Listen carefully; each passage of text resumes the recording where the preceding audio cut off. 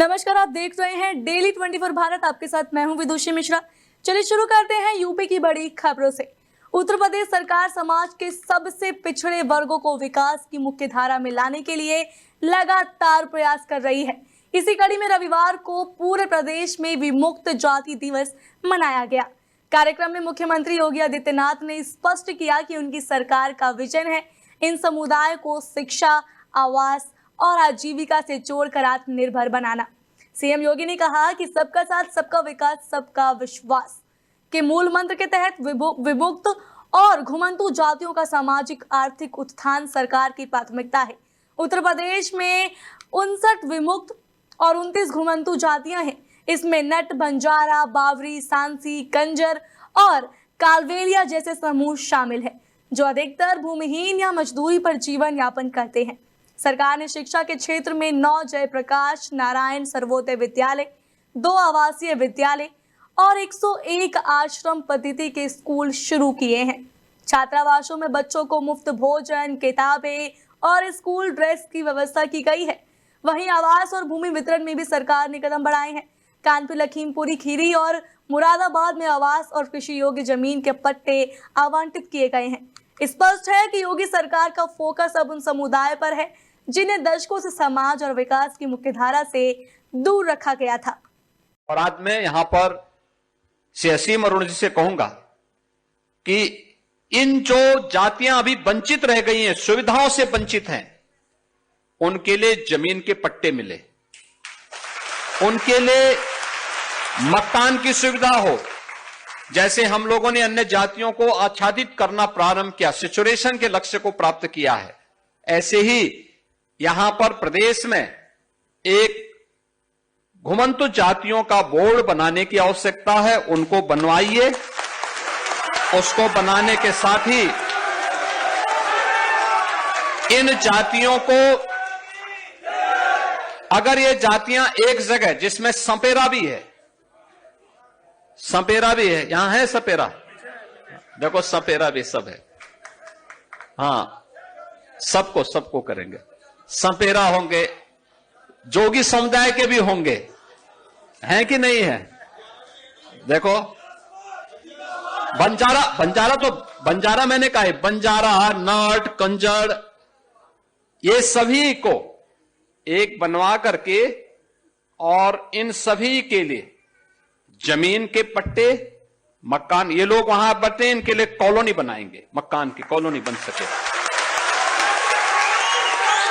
ये सुविधाएं होनी चाहिए, जिससे जैसे शामली का मॉडल, जैसे शामली के अंदर हुआ है, या बनटांगिया का जो मॉडल हम लोगों ने बनाया है, हर प्रकार की सुविधाओं का लाभ उन्हें प्राप्त हो रहा है। उत्तर प्रदेश के बस्ती जिले से एक बड़ा मामला सामने आया है। यहाँ रुथौली विधानसभा के समाजवादी पार्टी विधायक राजेंद्र चौधरी ने 28 अगस्त को हुए पुलिस एनकाउंटर पर गंभीर सवाल खड़े किए हैं। विधायक का कहना है कि पुलिस ने जिस युवक जलालुद्दीन का एनकाउंटर किया, वो मानसिक रूप से विक्षिप्त है और उसके ऊपर पहले से कोई आपराधिक मुकदमा भी दर्ज नहीं था। विधायक राजेंद्र चौधरी ने इस पूरे प्रकरण की निष्पक्ष जांच की मांग करते हुए डीजीआई से मुलाकात की। उनका आरोप है कि पुलिस ने युवक को पहले थाने बुलाया और अगले ही दिन एनकाउंटर कर दिया। दरअसल 28 अगस्त को पुलिस ने जलालुद्दीन नाम के युवक को मुठभेड़ में गोली मारकर घायल किया था। पुलिस का कहना है कि उस पर एक लड़की का हाथ पकड़ने का आरोप था, जबकि परिवार का आरोप है कि एनकाउंटर फर्जी है। परिजनों ने डीआईजी को दिए गए प्रार्थना पत्र में कहा कि 27 अगस्त को जलालुद्दीन घर के पास खेत में बकरी चरा रहा था। इस दौरान गांव के कुछ लोगों से कहासुनी हुई और उसी विवाद के बाद पुलिस रात को घर पहुंची और उसे थाने ले गई। परिजनों का आरोप है कि रात 12 बजे तक ये थाने पर बैठे रहे, लेकिन पुलिस ने बिना कारण बताए उन्हें भगा दिया और अगली सुबह एनकाउंटर की सूचना मिली। वहीं विधायक राजेंद्र चौधरी का कहना है कि जलालुद्दीन मंद बुद्धि है, वो 10 और 20 के नोट तक नहीं पहचान सकता, उसके पास असलाह कहाँ से आ सकता है, इसलिए पूरे मामले की निष्पक्ष जांच बहुत जरूरी है। गांव घर के लोग भी आए थे, उसके भाई भी आए थे और इन्होंने जो अवगत कराया कि किसी मामले पर उसके ऊपर एक एप्लीकेशन या 112 की सूचना थी। घर के लोगों ने ये लड़का ये खड़ा है, ये कर लो, ये थाने पे उसको लेके आकर छोड़ाया था। मुझे पुलिस वाले ने बुलाया कि उसको थाने पहुंचा दीजिए। पहुंचा दिए। 12 बजे तक लोग घर के लोग साथ थे। 12 बजे के आसपास में पुलिस वालों से उसका कपड़ा मंगाया गया। कपड़ा के उसके भाई लेके कपड़ा भी उसको पहुंचा दिया। उसके बाद चले आए। पुलिस वालों ने बताया कि इसकी जांच करनी है, कुछ इसके खिलाफ आरोप है, इसकी जांच करानी, कल जाएगा जांच करने के लिए।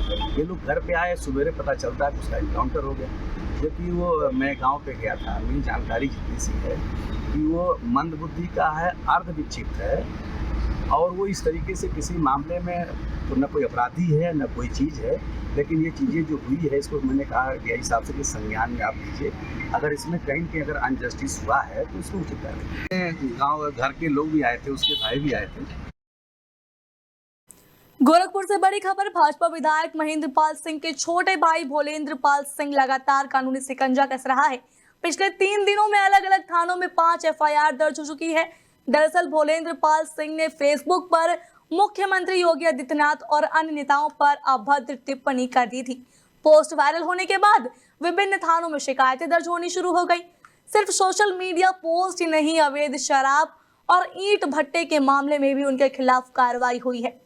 पिपराइच थाने में आबकारी विभाग ने केस दर्ज किया है, जबकि संयुक्त छापेमारी में ईंट भट्टे से भारी मात्रा में लहन, शराब बनाने का सामान और ट्रैक्टर ट्रॉली जब्त की गई है। जांच में सामने आया कि ईंट भट्टा अवैध रूप से संचालित हो रहा था। वहीं इस पूरे विवाद पर विधायक महेंद्र पाल सिंह ने किनारा कर लिया है। उन्होंने कहा है कि पिछले 25 साल से मेरा भाई अलग रहता है, उसका मुझसे कोई संबंध नहीं है। फिलहाल पुलिस भोलेंद्र पाल सिंह की तलाश में जुटी हुई है, लेकिन अब तक वो फरार है।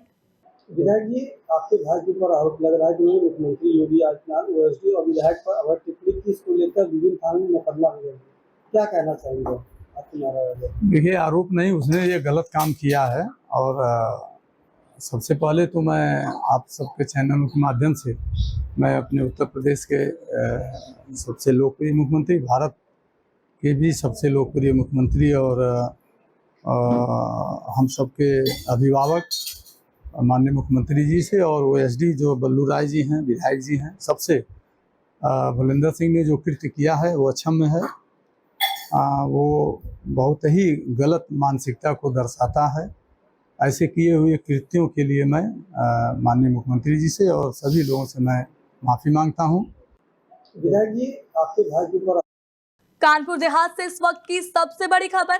अकबरपुर तहसील के कन्हैया नगर इलाके में निर्माणाधीन मकान के टैंक में जहरीली गैस का रिसाव हुआ। इस हादसे ने 3 मजदूरों की जान ले ली, जबकि एक की हालत नाजुक बताई जा रही है। जानकारी के मुताबिक मकान के सेफ्टी टैंक की शटरिंग हटाने के दौरान ये बड़ा हादसा हुआ। सबसे पहले ठेकेदार अमन टैंक में उतरा, लेकिन जहरीली गैस की चपेट में आ गया। उसे बचाने के लिए इसरार, मोबिन और सर्वेश भी टैंक में उतरे, लेकिन तीनों बेहोश होकर गिर पड़े। फायर ब्रिगेड टीम ने सभी को बाहर निकाला और आनंद फानन में जिला अस्पताल पहुंचाया गया, जहां डॉक्टरों ने अमन, मोबिन और सर्वेश को मृत घोषित कर दिया, जबकि इसरार की हालत गंभीर बनी हुई है। हादसे की जानकारी मिलते ही पुलिस अधीक्षक अरविंद मिश्रा अस्पताल पहुंचे। उन्होंने बताया कि प्रारंभिक जांच में जहरीली गैस से मौत की पुष्टि हुई है। आगे की जांच जारी है। अस्पताल में मृतकों के परिजनों का रो रो कर बुरा हाल है और पूरे इलाके में मातम का माहौल पसरा हुआ है। प्रशासन ने भारी पुलिस बल तैनात किया है ताकि कोई अव्यवस्था ना हो। यह हादसा एक बड़ा सवाल छोड़ गया है कि निर्माण कार्यों में सुरक्षा के बुनियादी इंतजाम आखिर क्यों नहीं किए जाते। कन्हैया नगर अकबरपुर में आज एक घटना हुई है। रामनारायण के निर्माणाधीन मकान में सीवर चैम्बर की शटरिंग खोलने के लिए ठेकेदार अमन नीचे उतरे, तो गैस के कारण वो बाहर नहीं आ पाए। उनके बचाव के लिए इसरार, मुबीन और सर्वेश भी उतरे, जिसमें तत्काल जो है फायर के लोग आए और मास्क को पहन करके नीचे उतरे, तो उसमें इसरार की हालत ठीक है और तत्काल एम्बुलेंस से इनको जिला अस्पताल, जहां पर आप हैं भी, यहाँ पे लाया गया। मृतकों ने 3 लोगों को मृत घोषित कर दिया। इसरार की हालत ठीक है। काम करने आते थे शटरिंग में, तो वहाँ फोन पहुंचा है कि टैंक में उतरने से गैस नहीं मिल पाई, तो उसी में जौन जाता गया उसी में लौटता गया। जी। आपके कौन थे? लड़के थे मेरे। आपके? जी। कितने लड़के थे? 3 लड़के। तीनों लड़के? हाँ। एक कदम हुआ, दो भर्ती हैं। कन्हैया नगर अकबरपुर में आज एक घटना हुई है। रामनारायण के निर्माणाधीन मकान में सीवर। बड़ी खबर लखीमपुर खीरी से है, जहां कई दिनों से दहशत का सबब बना तेंदुआ आखिरकार वन विभाग की कैद में आ गया। शारदा नगर वन रेंज क्षेत्र के महोला गांव और आसपास के इलाकों में तेंदुए के घूमने से लोग लगातार खौफ के साए में जी रहे थे। आलम यही था कि लोग शाम ढलते ही घरों से बाहर निकलने से कतराने लगे थे। रविवार को वन विभाग की टीम ने इलाके में लगाया गया पिंजरा तेंदुए को कैद करने में सफल रहा। जैसी तेंदुआ पिंजरे में फंसा, गांव में मौजूद लोगों ने चैन की सांस ली और राहत महसूस की। वन विभाग की टीम तेंदुए को सुरक्षित पकड़कर रेंज परिसर ले आई। अधिकारियों का कहना है कि तेंदुए के स्वास्थ्य की जांच के बाद आगे की प्रक्रिया पूरी की जाएगी। फिलहाल इलाके के लोग खुश हैं कि अब उनका डर खत्म हुआ और माहौल सामान्य हो गया है। मैनपुरी से इस वक्त की बड़ी खबर। एक बार फिर प्राइवेट अस्पतालों की लापरवाही ने एक महिला की जान ले ली। दरअसल मैनपुरी के पाठक हॉस्पिटल में इलाज के दौरान सरला नाम की महिला की मौत हो गई। महिला की मौत होते ही परिजन भड़क गए और डॉक्टर पर गंभीर लापरवाही का आरोप लगाते हुए अस्पताल में जमकर हंगामा किया। मामले की सूचना मिलते ही पुलिस मौके पर पहुंची और हंगामे को किसी तरह शांत कराया। पुलिस अब पूरे मामले की जांच पड़ताल कर रही है। आपको बता दें कि मैनपुरी में कोई पहला मामला नहीं है। लगातार प्राइवेट अस्पतालों में इलाज के दौरान मरीजों की मौत हो रही है। इसके बावजूद स्वास्थ्य विभाग की ओर से अब तक किसी भी अस्पताल पर कोई ठोस कार्रवाई होती दिखाई नहीं दी। स्थानीय लोग सवाल उठा रहे हैं कि आखिर मरीजों की जान से खिलवाड़ करने वाले इन अस्पतालों पर कार्रवाई कब होगी और क्या कभी इनकी जिम्मेदारी तय होगी भी या नहीं। मथुरा के बरसाना से इस वक्त की बड़ी खबर। राधा अष्टमी का पर्व इस बार भी भव्यता और आस्था से सराबोर नजर आया। श्री राधा रानी के जन्मोत्सव पर बरसाना की गलियां भक्ति रस से भर उठी। ब्रह्म मुहूर्त में सुबह 4 बजे श्री राधा रानी का पंचामृत से अभिषेक हुआ। लाखों श्रद्धालु इस दिव्य पल के साक्षी बने। सेवायतों ने पूरे विधि विधान के साथ पूजा अर्चना की। सुबह से ही राधे राधे की गूंज गलियों में सुनाई दी। शाम को नगर झालरों से जगमगा उठा और आतिशबाजी ने उत्सव की शोभा को और बढ़ा दिया। राधा रानी की महिमा का दर्शन करने दूर दराज से पहुंचे श्रद्धालु भक्ति गीतों पर झूम उठे। वहीं पूरे कार्यक्रम के दौरान सुरक्षा व्यवस्थाओं पर प्रशासन की पैनी नजर रही। पुलिस अधिकारियों ने खुद पैदल भ्रमण कर सुरक्षा का जायजा लिया और चाक चौबंद इंतजाम सुनिश्चित किए। बरसाना की गलियां आज सचमुच राधे राधे के नाम से सराबोर हो गई है। अरे पूछिए ही नहीं, बहुत ही हम लोग का बहुत अच्छा माता रानी का डब्बा कहलाए कि हम लोग के अच्छे से 2 बार दर्शन हो गए हैं और बड़ी करुणामयी है राधा रानी, हम लोग को बहुत अच्छे से दर्शन दिए हैं। अरे पूछिए ही नहीं, बहुत ही हम लोग का बहुत अच्छा माता रानी का डब्बा कहलाए कि हम लोग के अच्छे से 2 बार दर्शन हो गए हैं और बड़ी करुणामयी है राधा रानी, हम लोग को बहुत अच्छे से दर्शन दिए हैं। रायबरेली से बड़ी खबर। खंड शिक्षा अधिकारियों के लिए बीएसए की चेतावनी सख्त हो गई है। यूडाइट की समीक्षा बैठक के दौरान बीएसए ने 5 खंड शिक्षा अधिकारियों को गंभीर चेतावनी दी है। ऊंचाहार, सालोन और रोहनिया के खंड शिक्षा अधिकारियों को चेतावनी दी गई है। साथ ही छटौक और लालगंज के अधिकारियों को भी नोटिस जारी किया गया है। बीएसए ने कहा है कि प्रगति रिपोर्ट संतोषजनक नहीं मिलने पर यह कदम उठाया गया है। बैठक में निर्देश किए गए कि विद्यार्थियों के डाटा एंट्री का कार्य तुरंत पूर्ण किया जाए। लापरवाही बरतने वालों से स्पष्टीकरण भी मांगा गया। बीएसए ने साफ कहा है कि यदि 2 दिनों के अंदर कार्य पूर्ण नहीं हुआ तो अनुशासनात्मक कार्रवाई की जाएगी। प्रशासन की सख्ती से अब शिक्षा विभाग में हड़कंप मच गया है। श्रावस्ती से एक दिल दहला देने वाली खबर सामने आई है, जहां एक सौतेली मां ने महज 8 साल के मासूम बेटे को रोटी मांगने पर बेरहमी से मौत के घाट उतार दिया। वारदात के बाद महिला ने शव को खेत में फेंक दिया। इस खौफनाक घटना ने पूरे इलाके को हिलाकर रख दिया है। डिंगुरा जोत गांव के फत्तूपुर में शनिवार को हुई ये वारदात हर किसी की रूह कपा देने वाली है। गांव वालों के मुताबिक मासूम दीपक दुबे ने दोपहर में अपनी सौतेली मां से रोटी मांगी थी। बस इतने से बात पर महिला आग बबूला हो गई। उसने पहले बेलन से बच्चे को पीटना शुरू किया और फिर चिमटे से ताबड़तोड़ वार किए। यही नहीं रुकी बल्कि बच्चे के शरीर को जलाने तक की कोशिश की। लहूलुहान हालत में मासूम दीपक ने मौके पर ही दम तोड़ दिया। हत्या के बाद महिला ने शव को छुपाने के लिए गांव के बाहर खेत में फेंक दिया और अफवाह फैलाई कि बच्चा लापता हो गया है। लेकिन ग्रामीणों ने खोजबीन शुरू की और खेत से मासूम शव को निकाला। सूचना पाकर थाना नवीन मॉडर्न पुलिस और फॉरेंसिक टीम मौके पर पहुंची। शव को कब्जे में लेकर पोस्टमार्टम के लिए भेज दिया गया। आरोपी महिला को पुलिस ने गिरफ्तार कर लिया है। मृतक का पिता मुंबई में मजदूरी करता है। बेटे की हत्या की खबर मिलते ही पूरे परिवार पर दुखों का पहाड़ सा टूट पड़ा। गांव में मातम पसरा और लोग आरोपी महिला को कड़ी सजा दिलाने की मांग कर रहे हैं। पुलिस अधीक्षक घनश्याम चौरसिया ने बताया कि इस जघन्य वारदात में दोषी को हर हाल में कठोर सजा दिलाई जानी चाहिए। नवीन मॉडर्न पुलिस थाना श्रावस्ती के ग्राम डुमरा जोत से एक चौकीदार के द्वारा सूचना दी गई कि वहां पर राजकुमार दुबे की पत्नी अर्चना दुबे के द्वारा अपने सौतेले बेटे को चिमटा और से मार करके और बेलन से पीट करके हत्या कर दी गई है। 8 वर्षीय बालक की दर्दनाक मौत हुई है। इस संबंध में अभियुक्त को गिरफ्तार कर लिया गया है और उसके कब्जे से बेलन और चिमटा जो घटना में प्रयुक्त हुआ है वो बरामद किया गया है। फॉरेंसिक टीम के द्वारा गहन जांच की जा रही है और संबंधित धाराओं में अभियुक्त पंजीकृत करके डेड बॉडी को पोस्टमार्टम के लिए भेज दिया गया है। क्या मामला हुआ है? मामला ये है कि इसकी सौतेली माँ है। अच्छा। और इसका पिता जो है इस समय दिल्ली में। अच्छा। तो पता चला है कि इसको दसपना से जला के और इसको मार दिया है सौतेली माँ ने।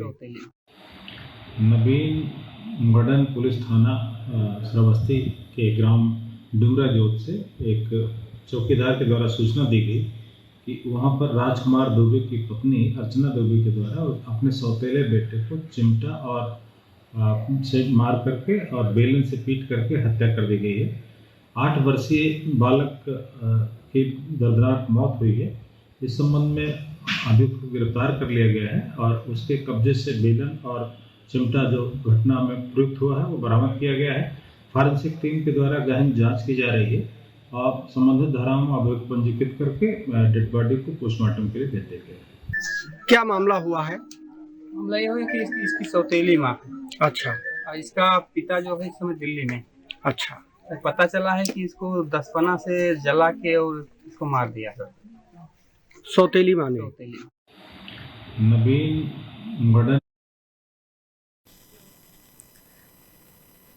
इस खबर से हमारे साथ जुड़ चुके हैं मोहित कुमार श्रावस्ती से। मोहित, जैसा कि हम देख रहे हैं कितना खौफनाक मामला है ये। एक मां ने अपने बेटे को मार दिया। 8 साल का बच्चा था और सिर्फ रोटी मांगने के लिए ऐसा बोला जा रहा है कि अपने बेटे को उसने मार दिया। क्या ये सच है? जो वजह बताई जा रही है, क्या ये सच है? जी मैम, बिल्कुल यह दिल दहला देने वाली वारदात श्रावस्ती के थाना नवीन मॉडर्न क्षेत्र के फतेहपुर डिंगरा जोत गांव की है। यहाँ 8 साल के दीपक दुबे ने अपनी सौतेली मां से सिर्फ रोटी मांगी थी। इस बात को लेकर महिला ने पहले बेलन और फिर चिमटे से बेरहमी से पिटाई की, जिससे मासूम की मौके पर ही दर्दनाक मौत हो गई। अच्छा, ये कैसे पता चला कि मां ने बेटे को मारा है? कैसे पता चला? ग्रामीणों को कैसे पता चला कि बेटा लापता नहीं है बल्कि उसे मारा गया है? मैम, वारदात के बाद आरोपी महिला ने शव को खेत में फेंक दिया और झूठ अफवाह फैलाया कि बच्चा लापता हो गया, लेकिन ग्रामीणों ने इसकी तलाश की। इसके बाद शव बरामद हुआ। सूचना पर पुलिस और फॉरेंसिक टीम मौके पर पहुंची और शव को पोस्टमार्टम के लिए भेज दिया। क्या इस मामले पर पुलिस की कोई कार्रवाई हुई है अभी तक?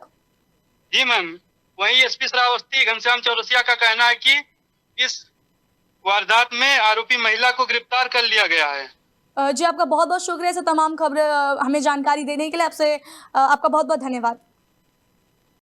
ब्रेकिंग न्यूज श्रावस्ती से है। फतुहापुर थाना सोनवा क्षेत्र से एक वीडियो वायरल हुआ है जिसने पूरे इलाके में हड़कंप मचा दिया है। वीडियो में तिरंगे के ऊपर मजहबी झंडा लगाया गया दिखाई दे रहा है। स्थानीय लोगों का कहना है कि एक कदम देश की आन बान शान का अपमान है और इसे किसी भी हाल में बर्दाश्त नहीं किया जाएगा। उन्होंने आरोपियों के खिलाफ देशद्रोह का मामला दर्ज करने और सख्त सजा देने की मांग की है। पुलिस प्रशासन ने भी मामले की गंभीरता को समझते हुए तुरंत जांच शुरू कर दी है। अधिकारियों ने साफ चेतावनी दी है कि दोषियों के खिलाफ कड़ी कार्रवाई की जाएगी।